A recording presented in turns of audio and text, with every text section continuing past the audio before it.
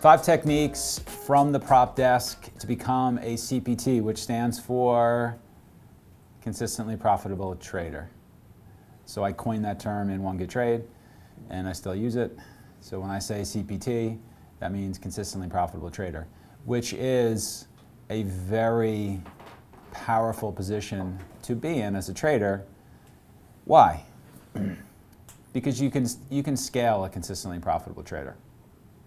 And I'll talk about an example of that, but you don't necessarily have to be somebody who makes 7 figures. Better off being consistently profitable trader, because we can get you there and you can be more sustainable. Okay? So let's get to it. So this is a broadcast for SMB Premium. As we mentioned to you guys, this will be available for video for those of you listening live right now, and you will be able to watch it on demand through SMB Premium, which is a program where we present an idea for you guys to be working on each month to those in our community. So if you are not a member of SMB Premium, think about joining that. It is a program where each month you are trying to make progress. We're working on one thing each month, and instead of working on too many things at the same time, we're focusing on one thing and saying, hey, if you can get better at this month, you can make a lot of progress. And if you can get better at 12 things over the course of a year, we've really made a lot of progress. And a lot of times what people try and do with their trading is they try and fix like 10 things. I've got 10 things wrong with me, and let me just go at all of them. And what happens is they get really bad at all of them. They make very little progress on all of them, when they should just slow down and stick to one thing and go after that. And I can tell you that a lot of the mentoring, coaching that goes on at our desk for guys who are trying to get better, particularly when they're planning out 2017 goals, we say, hey, let's work on one thing that's most important. Okay? So we've got some ideas for you guys today on how to become more consistent. These are 5 ideas that we thought of when we did our survey to our SMBU community. One of the top 5 trading frustrations was people aren't consistent enough. They have a little bit of success, and then they fall back. Okay, and then they fall back some more. And then a lot of people kind of give up.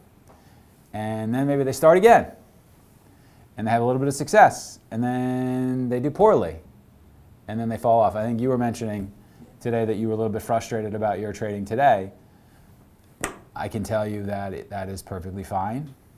There are traders walking around today, yesterday, the day before, 5 years ago, who felt the same way that you did. Those traders 5 years ago felt the same way that you did, and they are doing really well. It is a rite of passage, as we say. The key is take that feeling of frustration and turn it into something positive. So anyway, you guys in the community wanted to hear our thoughts on consistency. So here are 5 things that can help. So journal. One of our traders is putting together their trading plan for 2017 and has shared it with me. And he wrote, this is a very successful trader. This trader actually mentors other traders as well. And one of the things that we asked him to answer was, what are your trading weaknesses? So when you're putting together your plan for 2017, yes, you want to put together your strengths, but you also want to put together your weaknesses. You want to do more of what you're good at. You want to understand what you're good at, but you also want to try and minimize the damage to the things you're not so good at. And so this trader writes, I do not keep a trading journal, which I think has stunted my growth as a trader.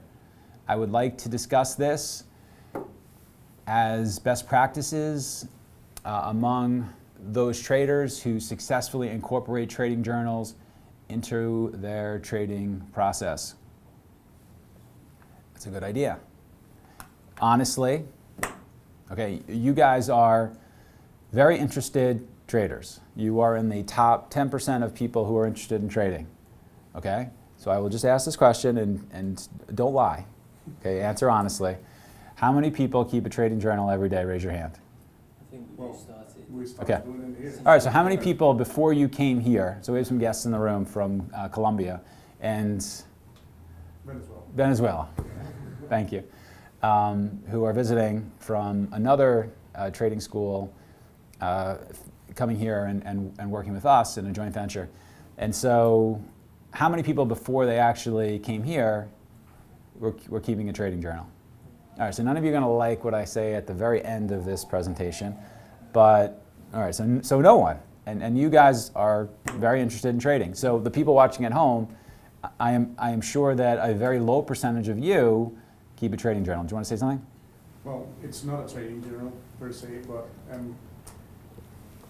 we keep all the key levels in the equities we're seeing at the moment. We do it every morning. So yeah, it's not the trade per se, but it's like the... That's preparation. Yeah. Congratulations, you prepare. That's not keeping a trading journal. A trading journal, yeah, a trading journal is you go and you trade. So you mentioned you traded Lilly and your results were not that which you had hoped. It's fine. Now you got to go review. And lots of people like to trade. Very few people like to review. Very few people like to practice. There are no good traders who only play, who only trade. There are no good traders who only trade. Zero. Okay, we have developed 0 traders who all they did was walk in and trade and didn't review. All of them went through the same process. They all had a very active, detailed trade review process. And you guys just got linked up to, did you just get linked up to the SMB Performance Center? Okay, good. So we use something internally called the SMB Performance Center, which helps you to review. But this trader trades a different product than we do and a different time frame, and was not actually taught by us, but we brought him in. But all of the homegrown traders go through a process, and they all were asked at the same stage of their careers as you all to keep a trading journal. And you know that should never end. Okay? So a solution to this issue. So we use something called the SMB Performance Center. Here's a little bit of a screenshot of some of the information that you can obtain from it. There's a section where you can keep notes. So one of the things that I do, and one of the things the other traders do during the day, is they keep their trading journal open. And as they're learning through the trading day, this is particularly true of the newer and developing traders, as they're learning, they make notes. Hey, I really shouldn't have gotten long Lilly right here, and here's why. And for me, what that does, what keeping the journal open does, is it helps remind me that my job as a trader, even 20 years into this, my job is to improve. My job is to capture the trades where I have edge. And if I don't keep it open, I overvalue what my P&L is saying, and I judge myself, I overvalue and overjudge myself based on my P&L. Like, oh, I'm up a lot of money this morning. I'm the, greatest trader in the world. And if I'm down, I'm like, oh, I stink, Whereas what we should really be doing is I'm observing the market, I'm participating in the marketplace, I'm capturing trades where I have edge and writing them down, I'm noticing mistakes I'm making. And my goal when I walk out of here today is just to get better. And that's not my P&L. That is not my P&L. If you want to be a 7-figure trader in years, you can't come in and just trade and judge yourself based on your trading, because it's not going to be good. You're not supposed to be good at the beginning. All right? I think there's been very few traders who received a paycheck here in their first 4 months of trading. That's unusual. But there's been plenty of traders who have gone on to become, really good traders. So some of the number crunching that you can do in the SMB Performance Center as well is you can notice when you trade well. You can notice the types of stocks you trade well. You can tag your trades. So we talk a lot about very specific types of trades. So we say an opening drive play.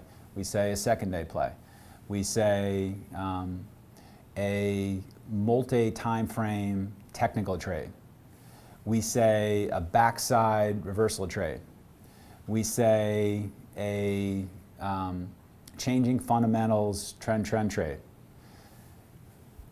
When we make those types of trades, we can tag them and we can keep track of how we're doing in those types of trades. And what you guys are going through is you're going through the experimental stage of your career. You're trying different trades.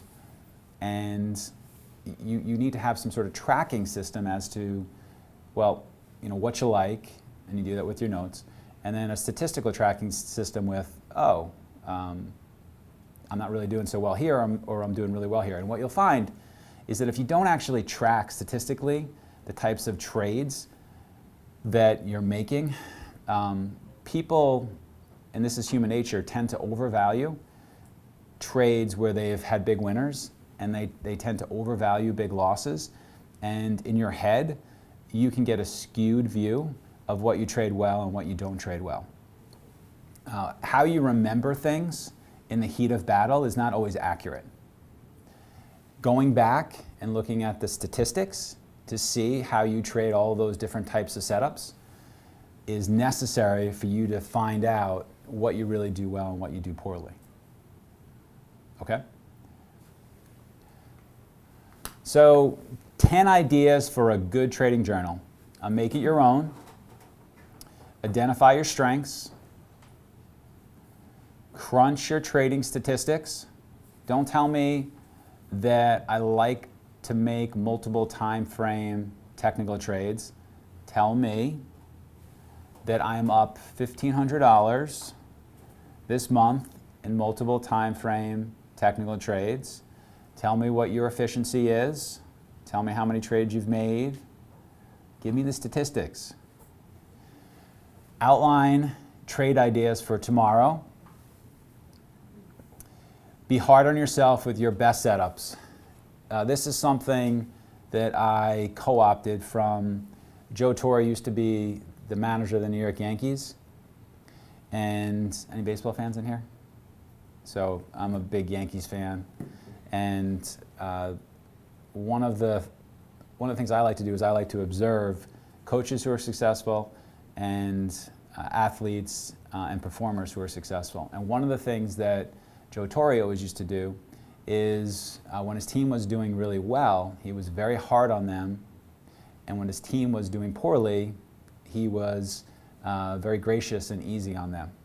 Most people do it the other way around. When you're going poorly, you're very hard on yourself. And when you're doing really well, you walk out the door at 4 o'clock and you go grab drinks with your buddies and you brag about how well you do, and you don't do your trade review. It's completely backwards.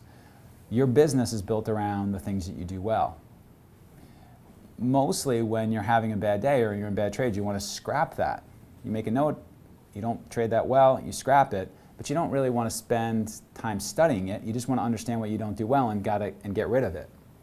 And I think a lot of times, particularly in stocks that are whippy and wicky, people are like, oh, if I just would have stayed in that wick that went up 80 cents, and then I would have added after the wick or into the, it's like you're spending so much emotional capital and intellectual capital on trades that are just too hard.